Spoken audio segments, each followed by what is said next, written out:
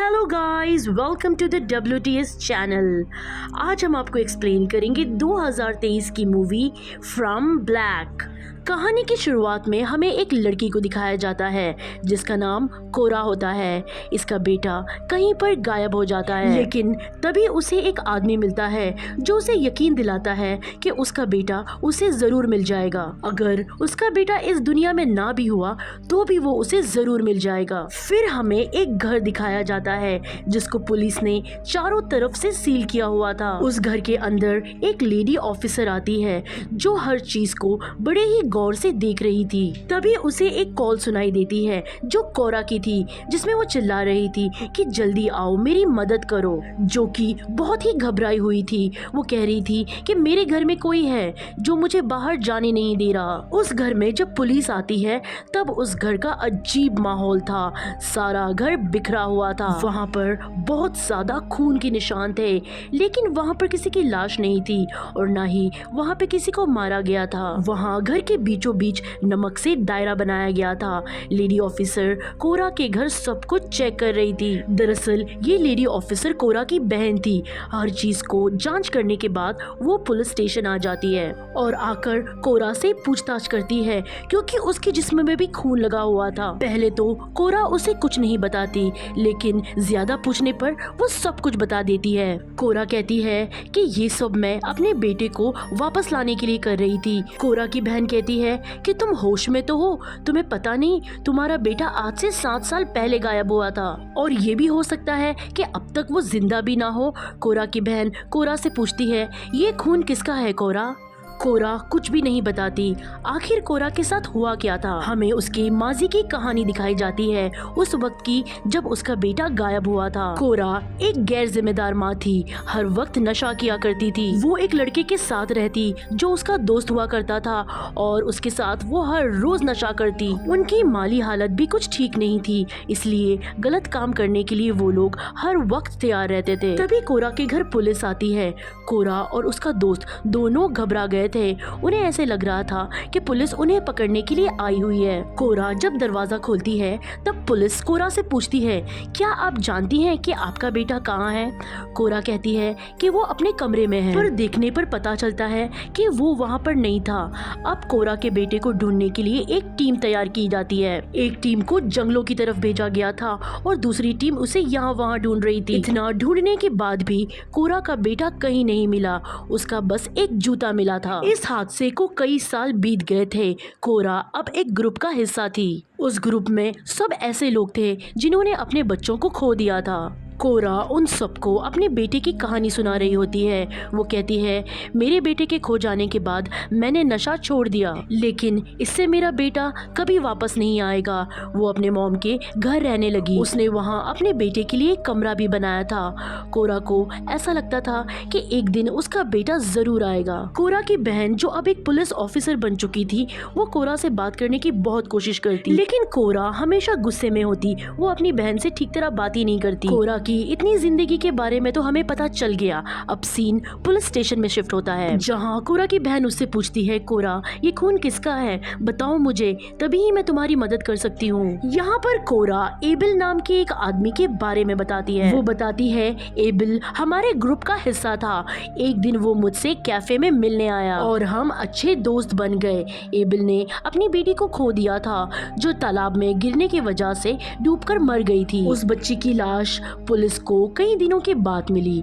मुझे लगा एबिल मेरे हालात को समझेगा, क्योंकि उसने भी किसी को खोया था। फिर एबिल ने उसे ये बताया कि उसने अपनी बेटी को देखा है।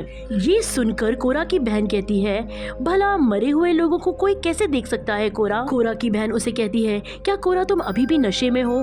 तब कोरा कहती है, नहीं। फिर कोरा अपनी कहानी आगे बढ़ाती है। वो बताती है कि एक दिन मैं घर में अकेली थी, तब एबिल मेरे घर पर आया। उसने मुझे बताया कि मेरे पास एक तरीका है जिससे वो मेरे बेटे को वापस ले आएगा, जिससे मैं अपने बेटे को देख सकती हूँ, छू सकती हूँ, क्योंकि एबिल ने खुद अपनी मरी हुई बेटी को वापस ले आया। मुझे उसकी बात पर बिल्कुल भी यकीन नहीं आया। मैंने एबिल को घर से बाहर निकाल दिया। कोरा की बहन पूछती है, कोरा एबिल आखिर चाहता क्या था? वो बताती है कि एबिल ने अपनी बेटी को वापस जिंदा किया था, वो उसे काली दुनिया से वापस ले आया था। कोरा की बहन पूछती है कि वो कैसे? तब कोरा के चेहरे पे डर था। कोरा बताती है उस जगह से जहाँ पर मरने के बाद लोग जाते हैं। पुलिस ऑफिसर कोरा की बहन हंसने लगती है। वो कहती है ऐसा कैसे हो सकता है कोरा, मुझे खुद उस बच्ची की लाश मिली थी, मैंने उसकी बेटी को आंखों से देखा है मरे हुए।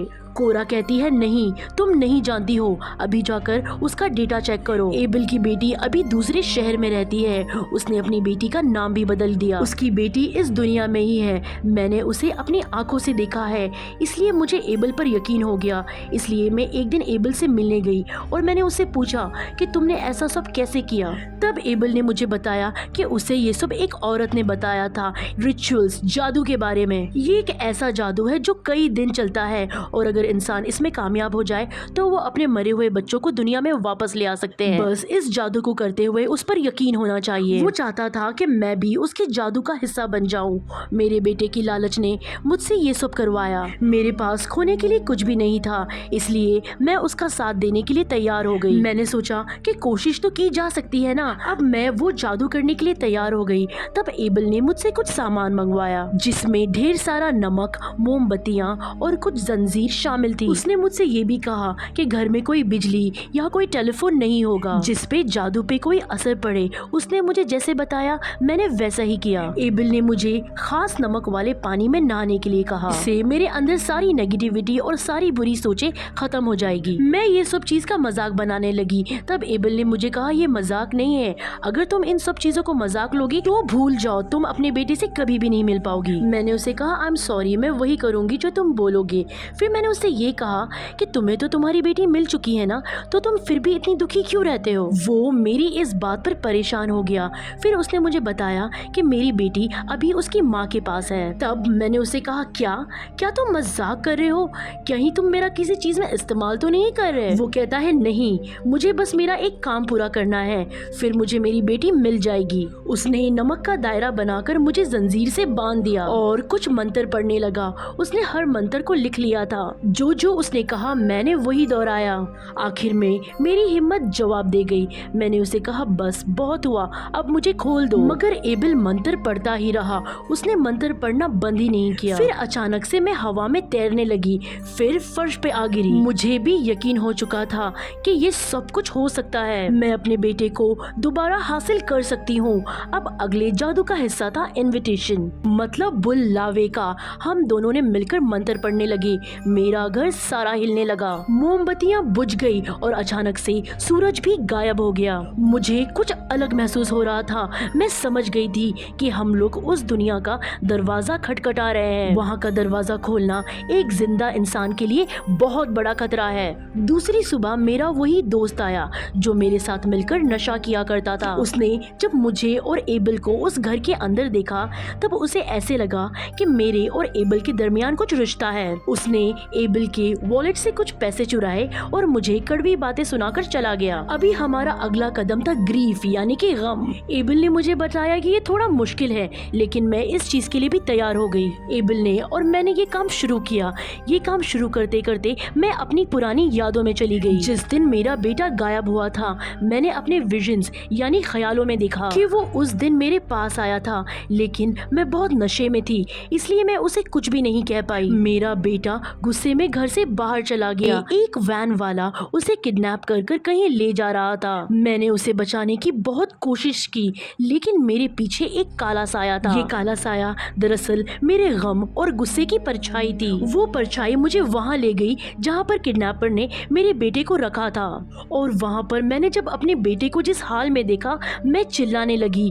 तभी मेरे पीछे एक खतरनाक डीमन ने आके मेरे मुंह पर हाथ रख दिया। वो डीमन ने मेरे कान में कहा कि अगर तुम अपने बेटे को वापस पाना चाहती हो तो तुम्हें खुद पे काबू पाना होगा। सीन पुलिस स्टेशन में शिफ्ट होता है। कोरा अपनी ये कहानी अपनी बहन पुलिस ऑफिसर को बता रही थी, मगर उसकी बहन का इन सब बातों पर यकीन करना बहुत मुश्किल था। वो कहती है कोरा क्या तुम अभी भी नशे में हो? कोरा कहती है नहीं, मैं झूठ नहीं बोल रही, मैंने उस रिचुअल के जरिए अपने बेटे को देखा। उस किडनैपर ने मेरे बेटे के साथ बहुत बुरा किया। अब तुम्हारी जिम्मेदारी है मेरे बेटे को ढूंढना। ढूंढना। कोरा की बहन पुलिस ऑफिसर यहाँ से चली जाती है। तभी उसकी बहन के पास एक लेडी पुलिस ऑफिसर आती है और वो कोरा की बहन को बताती है कि हाँ, कोरा सच बोल रही है, एबल की बेटी जिंदा है जो अपनी माँ के साथ रहती है। ये सुनकर एबल की बहन तो एकदम परेशान हो गई थी। अब यहाँ से कहानी फिर से फ्लैशबैक में जाती है जहाँ पर एबल के साथ कोरा का रिचुअल का आखिरी दिन था। एबल कोरा से कहता है कि आज के दिन हम सौदा करने वाले हैं, लेकिन एबल ने कोरा को ये नहीं बताया था कि किस चीज का सौदा। वो कोरा को बताता है कि कुछ भी हो जाए तुम दायरे से बाहर मत निकलना, और अगर तुमने कोई भी असूल तोड़ा सब कुछ गलत हो जाएगा। आज एबल को जंजीरों से बांधा जाना था।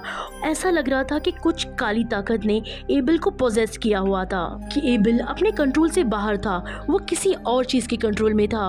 उसके मुंह से कई सारी चीजें बाहर निकल रही थी, जिनमें हड्डियां, बाल और खून शामिल था। ये सब देख के कोरा डर जाती है और वो जोर से चिल्लाने लगती है। वो दायरे से बाहर आ जाती है और घर के बाहर चली जाती है। कुछ देर बाद जब कोरा घर के अंदर वापस जाती है तब वो देखती है कि एबल जमीन पर बेजान पड़ा हुआ था। एबल कोरा पर हमला कर देता है और साथ ही वो उसे कहता है कि तुमने सब कुछ बर्बाद कर दिया, मैंने तुम्हें मना किया था ना कि दायरे से बाहर मत जाना। तभी अचानक एक काली ताकत एबल को पीछे से खींच लेती है। अभी वो काली ताकत कोरा के पीछे आती है और उसे रिचुअल्स पूरा करने के लिए कहती है, और ये भी कहती है कि अगर उसने ऐसा ना किया तो अपने बेटे को भूल जाए। कोरा कुछ समझ नहीं पाती है, लेकिन अब उसे समझ आ जाती है कि एबल ने जो उसे कहा था वो किसी और का नहीं, वो कोरा का सौदा करने वाला था, वो भी एक शैतान से। अगले रिचुअल के हिस्से में वो एक बकरी लेकर आती है। उसने उस बकरी को कमरे में बंद कर दिया था।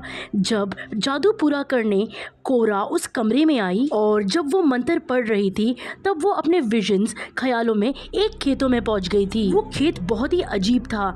तभी वहाँ पर उसे एबल मिलता है। वो उसे मांस यानी कि गोश्त खाने के लिए कहता है और ग्लास में खून पीने को देता है। ये सब कोरा को करना था, तभी ही वो अपने बेटे से मिल पाएगी, लेकिन उसके लिए ये सब कुछ करना बहुत मुश्किल था। एबल को कोरा की इस हरकत पे बहुत गुस्सा आता है। वो उसे बताता है कि वो काली ताकत को एक जिस्म चाहिए था और वो तुम्हारा जिस्म था, और अगर ऐसा होता तो मैं अपनी बेटी से मिल पाता, मेरा ये रिचुअल पूरा हो जाता। लेकिन कोरा तुमने ये सब कुछ खराब कर दिया, क्योंकि एबल तो खुद अपने काले जादू की वजह से मर चुका था। कोरा फिर से अपनी असल दुनिया में वापस आ जाती है, लेकिन कोरा के पास जो शैतान, वही शैतान जिसे कोरा का जिस्म चाहिए था, वो कोरा से कहता है, कोरा अगर तुमने मुझे अपना जिस्म नहीं दिया तो तुम्हारा बेटा बहुत ही मुसीबत में होगा। अपने बेटे को वो किसी भी हाल में हासिल करना चाहती थी, इसलिए वो अपने दोस्त को कॉल करके घर बुलाती है। ये वही दोस्त था जिसके साथ कोरा नशा किया करती थी। उसका दोस्त जब उसके घर आया तो धोखे से कोरा ने उसके दोस्त को शैतान के आगे फेंक दिया, लेकिन शैतान को उसके दोस्त का नहीं, कोरा का जिस्म चाहिए था। वो अब कोरा के पीछे पड़ गया था। कोरा अपनी जान बचाते हुए घर में यहाँ वहाँ घूम रही थी। फिर वो पुलिस को कॉल करती है। वो पुलिस से कहती है कि मैं मुसीबत में हूँ, मेरी मदद करो। और ये वही सीन था जिसे हमने मूवी के स्टार्ट में देखा था। कहानी फिर से प्रेजेंट में आती है, जहाँ कोरा की बहन कोरा से कहती है कि जब तक तुम्हारी केस की जांच नहीं हो जाती तुम्हें पुलिस स्टेशन में ही रहना होगा। कोरा अपनी बहन को समझाती है कि शैतान मेरे पीछे है, वो मेरे बेटे के बदले मेरी जान ले लेगा। मगर कोरा की बहन को ऐसा लग रहा था कि कोरा जेल में महफूज है और वो ये सब नशे में बोल रही है। कोरा को पता चल जाता है कि उसका अब आखिरी वक्त आ चुका था। तभी वहाँ पर जेल की लाइट बंद चालू होने लगती है और एक आवाज आती है कि रिचुअल पूरा हुआ। शैतान कोरा की आत्मा को अपने साथ ले गया था। उधर कोरा की बहन एक बार फिर से उसके घर की तलाशी लेने जाती है, जहाँ पर उसे अलमारी से कुछ आवाजें आ रही थी, और जब वो अलमारी खोल कर देखती है तो उसे वहाँ पर कोरा का बेटा मिलता है, बिल्कुल वैसा जैसे कि 7 साल पहले वो गायब हुआ था। यानी कि एबल सच्चा था। उसके जादू रिचुअल से कोरा का बेटा वापस तो आ गया, लेकिन कोरा को अपनी जान देनी पड़ी। इस मूवी की कहानी यहीं पर खत्म हो जाती है। कहानी अच्छी लगे तो प्लीज लाइक, शेयर और कमेंट कीजिएगा। Thank you so much for watching.